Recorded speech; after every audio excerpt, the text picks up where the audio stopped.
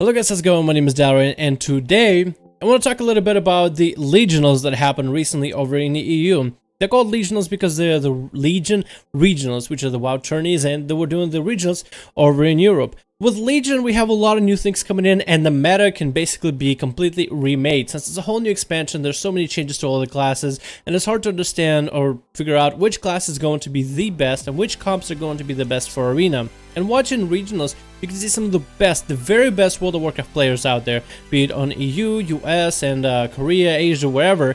Players from all over the world will be able to see them compete against one another with various different comps, various different talent choices, on talent choices, and we'll be able to learn from these players to figure out what is the best for the meta. I was watching the European tourney very closely, and I decided to make this video talking a little bit about some of the meta changes that I saw. This video is going to include a lot of classes that were covered in the game, and some of the classes that I definitely want to point out. I think I am going to try to cover every single class and what I saw, what was strong, what wasn't, how much representation was for each class, and some key specializations, as well as I want to talk about some of the classes that were the strongest in the game, some that we've seen so many times, and some of the classes that basically made it to the very end of the championship. And I want to talk a little bit about the team, a bit about the melee versus caster separation, because there's just a lot of things I want to talk about when it comes to PvP arenas, because I get excited over these things, and there's definitely a lot of things I can learn from the pros over in EU, how what it takes to play an Outlaw rogue, Assassination rogue, or rogue of any kind. So without further ado,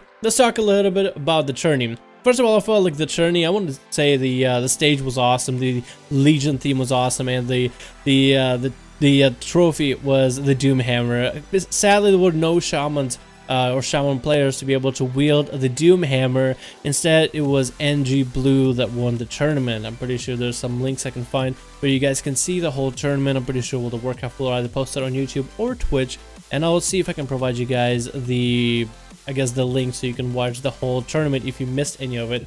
But yes, NG Blue has won. Big congratulations to them. Those guys did so well. They played so well. I felt like at the end they basically had this comeback moment. I felt Method represented themselves really well. It was like a Cinderella story. And then we had the Toxic Youth who won BlizzCon last year with Joe Fernandez, and now no longer do they have Joe Fernandez in the roster, but they're still trying to make it and present EU. They came in second place, and they were doing really well. Basically the undefeated team until the very last game when they actually saw a loss for their for the tourney, like an actual full loss, which was crazy to watch.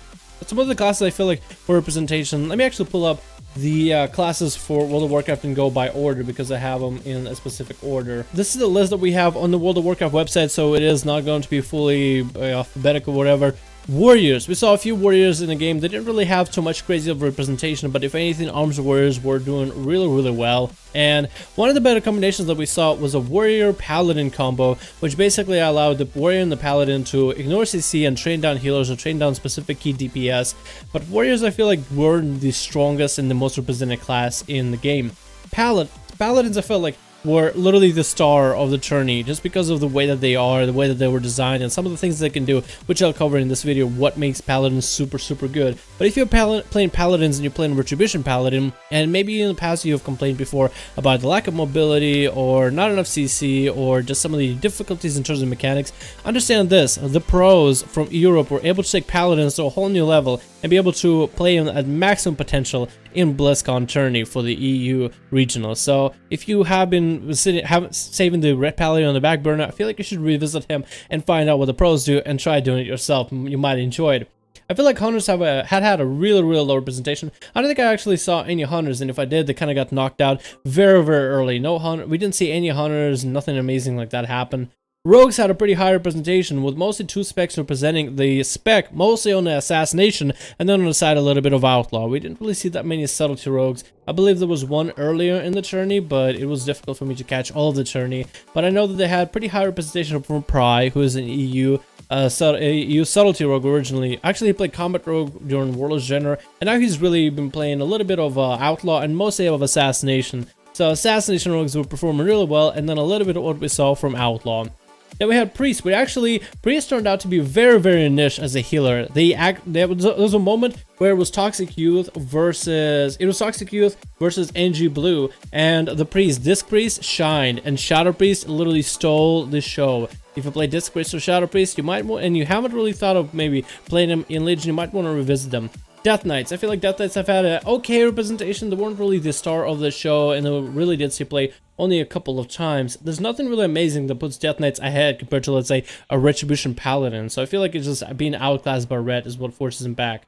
Shamans. I didn't really see that many Shamans. I feel like the representation for all of them was low. I think there was one Elemental Shaman which got knocked out as soon as he entered the arena. Shaman representation wasn't all that great. That's really all I can say about it. Mages. There was Fire Mage, there was Frost Mage, and Frost Mage was the one that really stole the show. Fire Mage was the stronger spec, the more competitive spec, the more consistent spec with the damage and the burst and CC that you have. But Frost, the burst, once you line it up together, oh, it was so good. It was just like the glacial spike and just like, oh, you saw it coming, and the hype, and just like, oh my god, it hits. And it's just like, it was so exciting. It made the games just so cool to watch because you know the damage from glacial spike is coming in, and even the effect of like the spike building and then flies at the enemy. It was exhilarating. It was actually really cool to watch, as well as to anticipate the damage that was going thrown out. Warlocks weren't really played in general. Warlocks weren't really played all that well. I believe that there's just some issues with the destruction, affliction, demonology warlocks.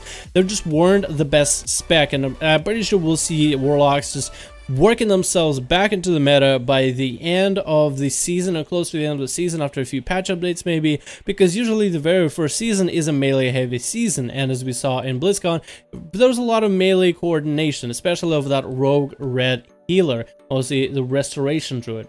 Monks actually got to see some play, thanks to Pry. He actually made him viable. While Monks weren't the greatest possible agility user, as I feel like Rogues completely stole the show as the best agility user for most of the teams, Monks and Pry were able to make it work and actually was able to win some really close games. And Pry, which were normally original plays Rogue, made Monks look really strong and just a very powerful choice. And it was interesting to see a Monk Mage healer combo where usually a Rogue takes the spot of the Monk, so it was an interesting substitution.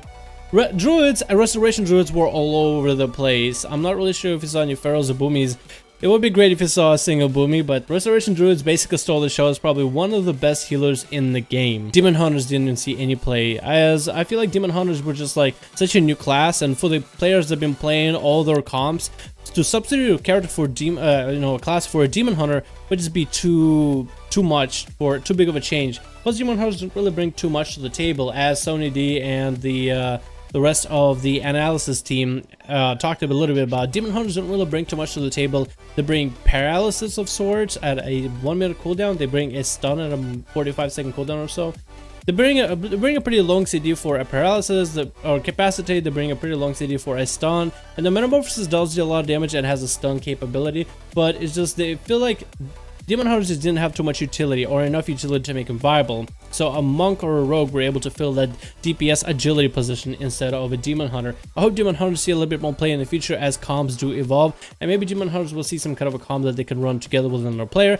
Maybe a replacement for a Rogue Red, but instead of a Rogue, maybe a Red Demon Hunter, where the Red can provide CC breakers for the healer and CC breakers in general for the team, while the Demon Hunter provides the damage just at a long cooldown. Some of the things I do want to note, and these are the exciting things that we saw, Paladins currently are really good. If you're running a Paladin, try out Pure of Heart, which cleanses poisons, which literally countered any assassination rogues which were seen all over BlizzCon. And then Blessings of Sanctuary ended up being a very key player in the teams. It just made him so much viable for Paladins. With the way that the trinkets work, all the team members were basically able to get trinkets where they either have 25% reduced CC at all times, or the trinket that procs on 1 minute as soon as a 5-second CC or higher in duration is set on the enemies, so then they're able to use trinkets a lot more often. But with the Paladin's Blessings of Sanctuary is a CC breaker for friendlies on a 5-second cooldown.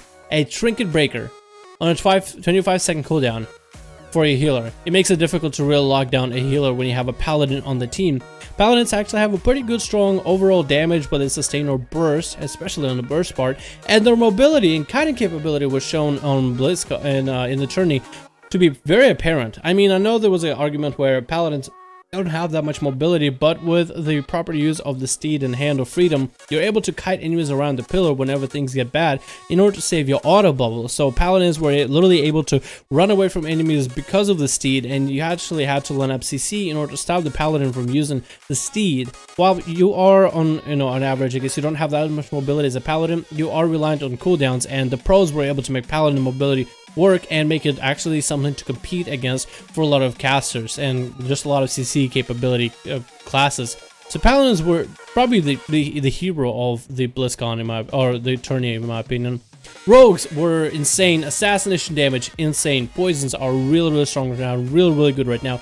The only thing that counters poisons are Paladins with the constant cleanses for poisons, but that's really about it. Besides that, Outlaw was also really strong spec. Pry and Waz made Rogues look amazing in regionals. Outlaw has great sustained damage burst with many blinds with the way that you did your roll the bones mechanic. And so just a lot of blinds consistently out of Rogues, maybe on a 1 minute cooldown instead of a 2 minute cooldown, which is insane. I never really thought of just like going for massive blinds in 3's arenas, and I'm going to be abusing that from now on. Assassination has this trucking damage that literally won him so many games with damage alone. Just insane amount of pressure from that spec. Every time they stun an enemy to lock him down, force pressure on the healers, force pressure on the DPS, and as soon as dampening starts hitting, it is literally impossible to outrun an Assassination Rogue. Assassination Vendetta with the poison damage that are brought in was insane. Just insane amount of representation from Assassination for a spec with no CC. We didn't really see a lot of subtlety Rogues. That's all I can say about subtlety. Fire Mage was a staple good choice for mages for most part, but Frost with the Glacial Spike was a big player. And it seems that Frost really did shine. Even though it has low sustained damage, it had great potential for burst. And when you're able to line it up, the pros were able to take advantage of it. So I feel like while Fire was probably the best option in general, just the small capabilities whenever Frost can deal that Glacial Spike damage was worth the effort and worth playing Frost. We also had Shadow Priest, and Ziniyaki was a monster on the Shadow Priest. That man pulled, I feel like he single-handedly pulled, not single-handedly, but definitely with his effort, pulled NG Blue to the #1 spot. His plays of Shadow Priest were insane. He's a monster. He's a master Shadow Priest, and he showed us that Shadow Priest has so much CC, so much sustain, so much burst, so much CC, and it's overall pretty great for PvP in arenas. Lots of great coordination with the mage as a counterpart, so God comp with the Shadow Priest, with a really good Shadow Priest, is going to be an insane comp to face against. Overall, I felt like the melee in the game, and overall, I want to talk a little bit about the melee and the casters in the game and in general. Lots of melee in the game overall. Cutting and running behind the pillars is basically a main strat when you're running away from enemies, trying to force them behind the pillar and burst them down as soon as they are LOS and the healer. Strong burst and not much to reliance on CC for melee, which is fine as long as you have the burst. In most cases, you don't really need to have intense CC in order to force pressure on enemies, which does change up the meta a little bit. Casters, on the other hand, were few in number, but when they did come out, they had a lot of control. And the more control the caster had, which was the key for the whole game, the better that it did. Keeping enemies out in the open was the win condition for caster. In the past, we've seen casters run behind the pillar and line up CC on enemies utilizing the pillar, but instead now casters are out in the open and melee are hiding behind pillars, so we are going to see some changes to the meta. So if you are a caster standing in the open with a good healer and being able to use your defensive cooldowns properly without using the block for example, for a Frost Mage, you will be able to basically outdo the enemy team at every turn if you are able to save your cooldowns and able to line up CC and strong steady damage. I think this is everything I covered, guys. This is everything that we saw for the meta right now from EU. That was insane to watch the tourney, and this is just everything that I have for you guys. So if you're playing Paladins, Rogues, Mages, or Shadow Priests, you should probably come out and play them some more because those classes are insane. And that's really all I have to say for the day. Thank you guys so much for watching the video. Hope you enjoyed. Let me know what you think about the commentary. Let me know what you thought about the tourney, because I thought the tournament on EU was literally insane. The amount of plays we saw from there, it was just crazy, and it's great to see players adapting the new playstyles for all the different specs, and I'm just very excited to see how everything just forming together, and it's just so much fun. Anyway guys, thank you so much for watching this video. Hope you enjoyed, and I'll see you guys in the next video.